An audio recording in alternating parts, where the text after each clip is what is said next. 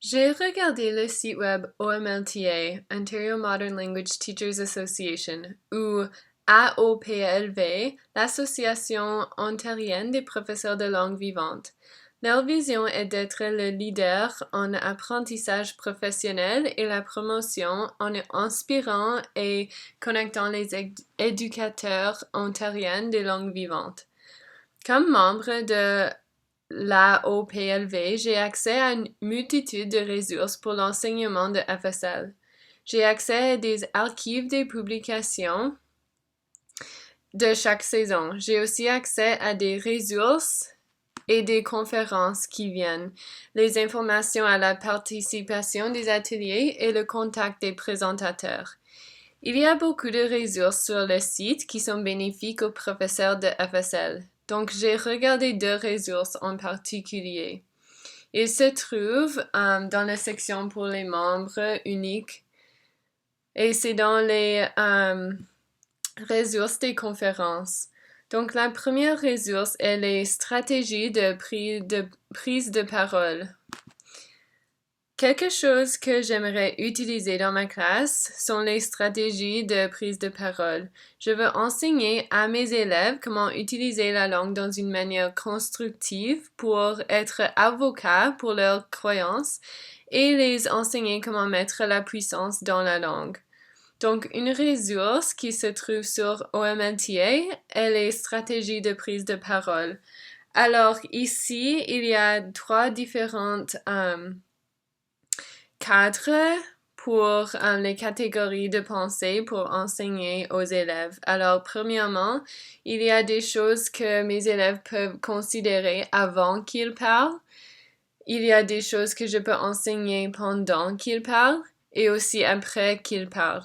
Alors, les choses comme avant de parler, je dois savoir pourquoi et à qui je parle. Je vais établir un contact et je vais préparer mon sujet. Donc, des stratégies de les préparer mentalement ou à l'écrit et dépendant de la situation. Je veux aussi enseigner aux élèves de penser et faire la métacognition pendant qu'ils parlent. Donc, qu'ils parlent avec le respect, qu'ils emploient les mots justes, qu'ils utilisent les gestes et les expressions pour exprimer leurs opinions, qu'ils contrôlent leur voix, la prononciation, leur débit et leur volume, et qu'ils utilisent les stratégies de compensation. Donc, s'ils perdent les mots, s'ils ne savent pas ce à quoi dire, ils peuvent ici utiliser les synonymes, décrire le mot en utilisant plusieurs autres mots, exprimer leur idée plus simplement, utiliser les gestes et aussi demander de l'aide. Et après qu'ils parlent, je veux enseigner à mes élèves qu'ils peuvent écouter les réponses ou les questions des autres et aussi poser des questions pour vérifier la compréhension et pour continuer le dialogue. Comme professeur, on a, je pense, tendance à élaborer sur les pensées des élèves nous-mêmes sans laisser la parole ouverte aux autres élèves et de réagir. Ou bien de réfléchir ou d'ajouter des commentaires à les idées de leurs camarades de classe. En réfléchir, je crois que l'instruction directe des stratégies d'approfondir les interactions en classe et donner la responsabilité aux élèves d'utiliser la langue afin d'enrichir la conversation est très important. Enseigner à mes élèves comment considérer l'emploi de la langue à cette fin est en accordance avec le nouveau curriculum ainsi que l'approche actionnelle et je trouve que ces stratégies de prise de parole sont très claires et aussi vont vraiment aider à soutenir mes élèves d'utiliser la langue et de penser critiquement pendant et après et même avant qu'ils parlent pour formuler les idées et pour approfondir leur utilisation de la langue. La deuxième ressource que j'ai regardée, c'est une présentation pour enrichir la communication orale à travers la technologie. Il souligne plusieurs raisons pour lesquelles la technologie est usable. Les raisons incluent réenregistrement. Les élèves peuvent soumettre leur meilleur travail. Ils peuvent mettre l'accent sur l'utilisation de la langue dans des situations authentiques, non seulement les présentations orales, la rétroaction immédiate et précise, et le soutien pour l'apprentissage qui est fondé sur l'exploration, parmi d'autres. Le PDF continue à souligner d'autres ressources de technologie qui peuvent être employées pour accomplir les buts précédents. Il y a plusieurs que je n'utiliserai pas trop parce qu'à mon avis, ils sont très limités en ce qui concerne l'authenticité des activités et l'application de la langue dans une approche actionnelle. Un exemple d'une activité qui est usable mais pas idéale est Photodice. Cette application permet la personnalisation des dés pour créer des activités avec des images sur les dés.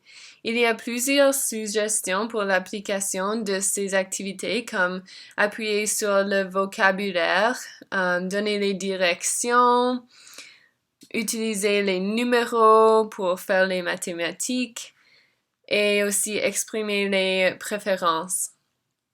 J'ai utilisé une activité pareille avec des vrais dés sur laquelle j'ai mis des images et c'était une bonne activité de consolidation pour le vocabulaire, mais je crois que si on l'utilise trop ou si le vocabulaire est contenu dans le contexte des dés virtuels, il y a un problème. Il faut toujours créer un lien entre l'activité et la fonction de la langue.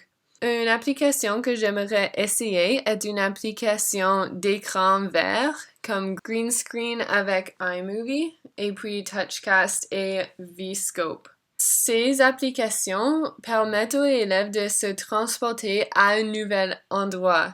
Ça serait amusant et permettra aux élèves de s'imaginer comme des vrais journalistes, des touristes ou d'autres personnages dans des films, des bandes annonces ou des créations de narratifs fictifs.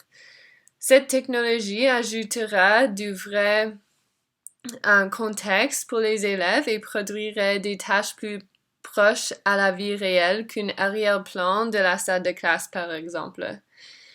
En sommaire, le site AOPLV a beaucoup de bonnes ressources pour les professeurs de FSL qui ont parfois besoin des changements pour les utiliser dans la classe d'une forme actionnelle. Mais pour la plupart, les ressources sont vraiment au courant et utiles. Et de plus en plus, ils vont avoir des ressources qui sont liées à l'approche actionnelle. Et j'espère qu'ils vont avoir des activités qui sont prêtes à utiliser dans une manière actionnelle et des situations authentiques. Merci beaucoup et à plus tard.